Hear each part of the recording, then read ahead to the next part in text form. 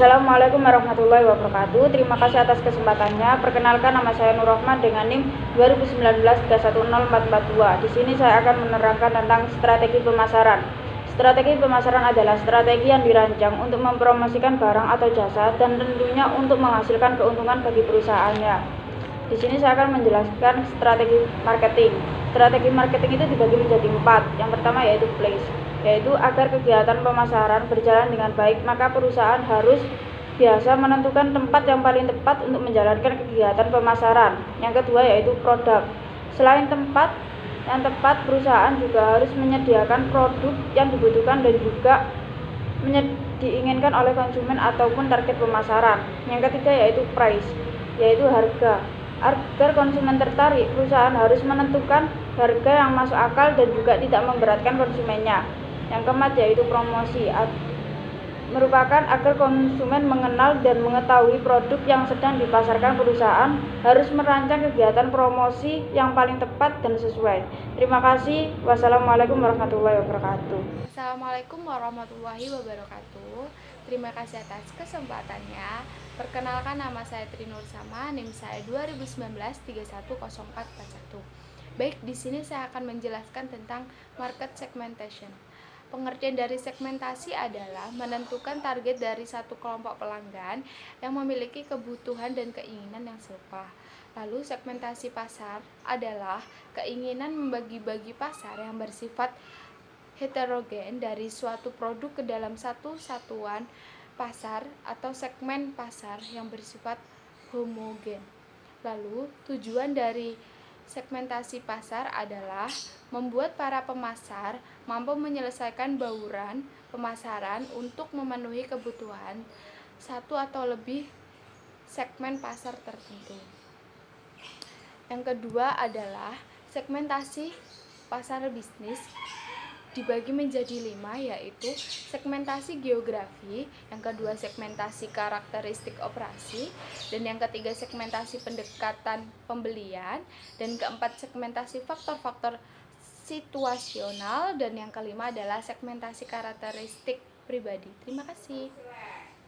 Terima kasih atas kesempatannya. Saya Dewi Ajoytur Indiani dengan NIM 2019-310469. Di sini saya akan menjelaskan tentang segmentasi pasar konsumen dan segmentasi pasar internasional. Segmentasi pasar konsumen dibagi menjadi 4. Yang pertama, segmentasi geografi. Pada segmentasi ini, pengelompokan didasarkan pada tempat tinggal konsumen.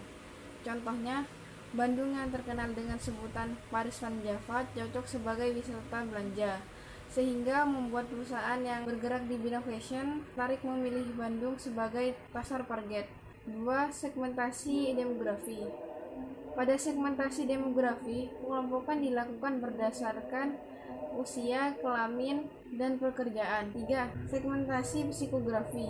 Pada segmentasi ini, pengelompokan didasarkan pada karakteristik setiap konsumen, seperti motivasi, kepribadian, dan minat. 4. Segmentasi tingkah laku. Pada segmen ini, pengelompokan didasarkan pada pengetahuan, sikap, penggunaan, atau reaksi konsumen terhadap suatu produk. Selanjutnya, saya akan menjelaskan tentang segmentasi pasar internasional. Perusahaan dapat mensegmentasi pasar internasional berdasarkan lokasi geografis, faktor ekonomi, politik, dan hukum. Segmentasi geografis berasumsi bahwa negara-negara yang berdekatan akan memiliki banyak ciri dan perilaku yang sama. Faktor ekonomi negara dapat dikelompokkan berdasarkan tingkat pendapatan populasi atau berdasarkan tingkat perkembangan ekonomi secara keseluruhan. Berdasarkan faktor politik dan hukum dapat dikelompokkan berdasarkan tipe dan stabilitas pemerintah, tingkat penerimaan terhadap perusahaan asing, dan kebijakan moneter. Sekian dari saya, terima kasih. Terima kasih atas kesempatannya. Perkenalkan, nama saya Putri Berliana Suci dengan NIM 2019-310456. Baik, terima kasih atas kesempatannya. Di sini saya akan menjelaskan tentang syarat segmentasi pasar. Yang pertama, yakni measurable atau bisa diukur. Segmentasi pasar haruslah sesuatu yang bisa diukur, baik itu pengukuran dari segi luasnya, besarnya, atau daya beli dari konsumen kepada segmen pasar tersebut. Kedua, accessible atau bisa dijangkau. Artinya, strategi pemasaran yang ditetapkan bisa dilakukan dan dapat melayani segmen pasar tersebut dengan maksimal. Ketiga, substansial atau cukup besar. Tujuannya agar dapat memberikan keuntungan saat dilayani oleh sebuah perusahaan tertentu. Kemudian, differentiable, yakni bisa dibedakan. Maknanya adalah segmen pasar yang ada harus dapat dibedakan dengan jelas antara satu segmen dengan segmen yang lainnya. Terakhir yaitu actionable atau bisa dilakukan. Yakni segmentasi pasar juga harus bisa dilayani dan dijangkau oleh sumber daya yang dimiliki sebuah perusahaan. Selanjutnya yakni penetapan target pasar. Penetapan target pasar yaitu proses mengevaluasi daya tarik tiap-tiap segmen dan memilih satu atau lebih segmen yang akan dimasuki. Pasar sasaran yaitu seperangkat pembeli yang memiliki kebutuhan dan karakteristik yang sama yang diputuskan untuk dilayani oleh perusahaan. Penetapan target pasar dibagi menjadi dua. Yang pertama yakni mengevaluasi segmen pasar, dan yang kedua yakni memilih segmen pasar. Yang pertama, mengevaluasi segmen pasar terdiri dari ukuran dan pertumbuhan segmen, daya tarik struktural segmen, dan sumber daya perusahaan. Untuk memilih segmen pasar terdiri dari pemasaran tanpa diferensiasi atau pemasaran massal, strategi peliputan pasar, di mana perusahaan mungkin memutuskan untuk mengabaikan perbedaan-perbedaan yang ada pada tiap-tiap segmen pasar dan masuk ke pasar secara keseluruhan dengan satu tawaran. Kemudian pemasaran yang terdiferensiasi. Selanjutnya strategi peliputan pasar, di mana sebuah perusahaan memutuskan untuk menetapkan beberapa segmen pasar atau relung pasar dan mendesain tawaran yang terpisah bagi masing-masing segmen.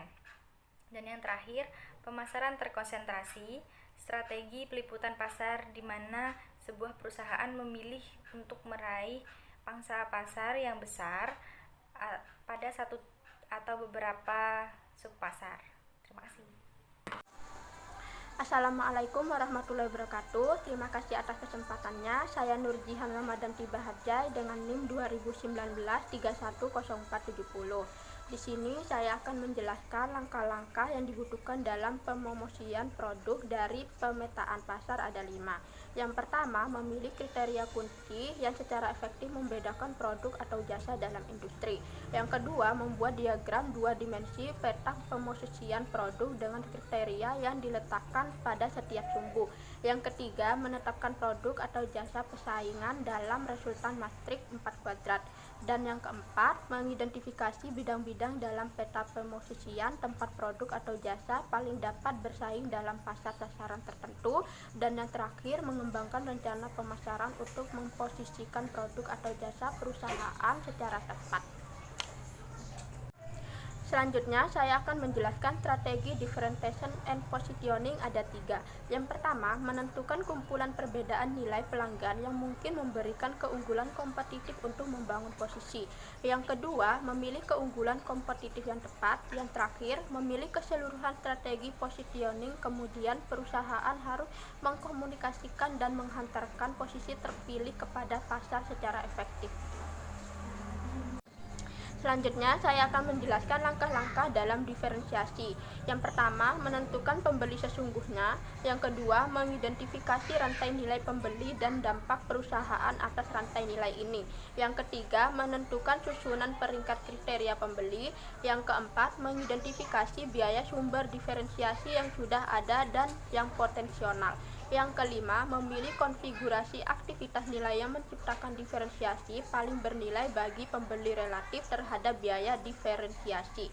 Yang keenam, menguji daya tahan strategi diferensiasi. Yang ketujuh, menurun biaya dalam aktivitas yang tidak mempengaruhi bentuk diferensiasi yang dipilih.